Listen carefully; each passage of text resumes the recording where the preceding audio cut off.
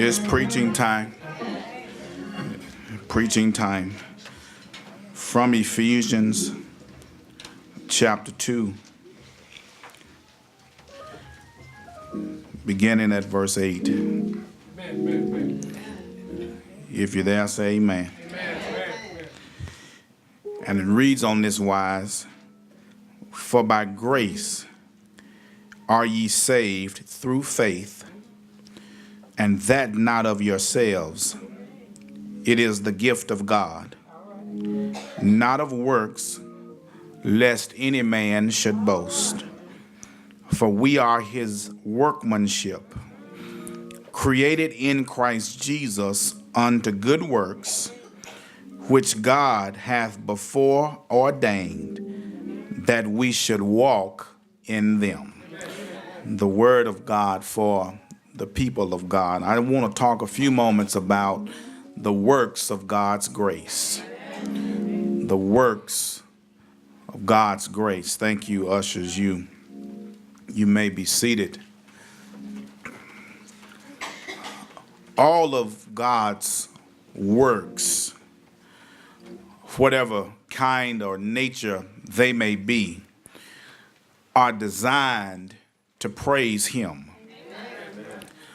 His works of creation proclaim both His wisdom and His power.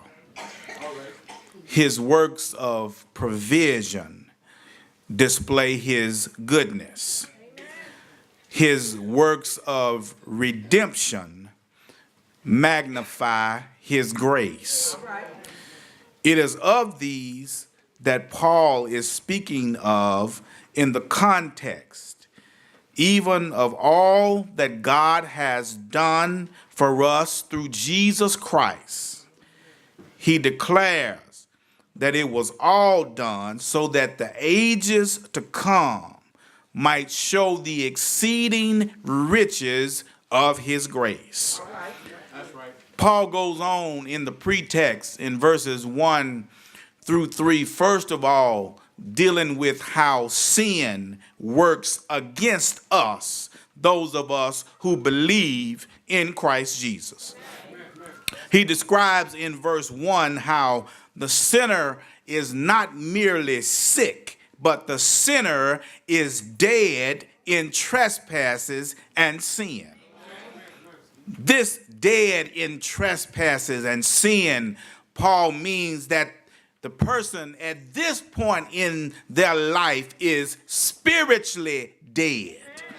That is, they are unable to understand and appreciate spiritual things. At that juncture in their lives, being spiritually dead, they possess no form of spiritual life. At that juncture in their life, they can do nothing of themselves to please God.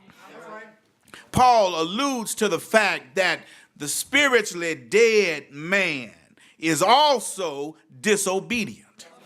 In verses 2 and the 8th clause of verse 3, he talks about their spiritual death and their disobedience to God's will. Paul goes back to the very beginning of this disobedience, where it originated in the garden when Adam and Eve failed to obey God. God said, in the day when thou eatest thereof, thou shalt surely die. As recorded in Genesis 2:17. Then Satan said in Genesis 3 and 4, you shall not surely die. And because Adam and Eve believed this fabricated lie that was derived in the mind and heart of Satan, the first man and woman sinned and experienced immediate spiritual death. Are y'all gonna help me? An ultimate physical death. But since that time, mankind has continued to live in disobedience to God's will. Three forces that encourage man to live in disobedience. The first is the world. Man is constantly confronted with the ways and the challenges that the world gives to him. That's why Paul says, don't be conformed to the world, but be transformed by the renewing of your mind.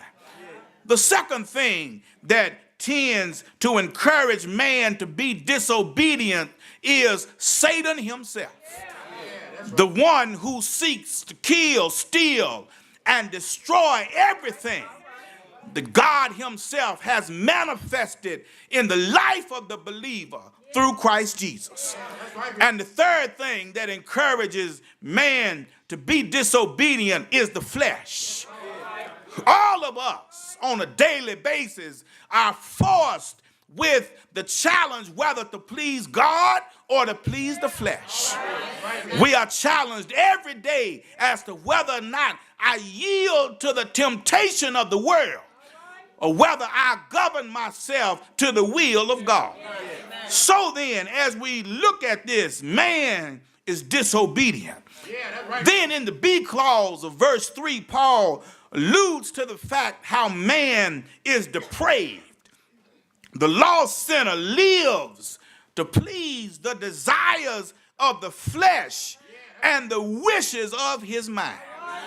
His actions are sinful because his appetite is sinful. Y'all gonna help me today? So then, when you apply the word depraved to the unsaved person, we are not saying that the unsaved only does evil or that he is incapable of doing good.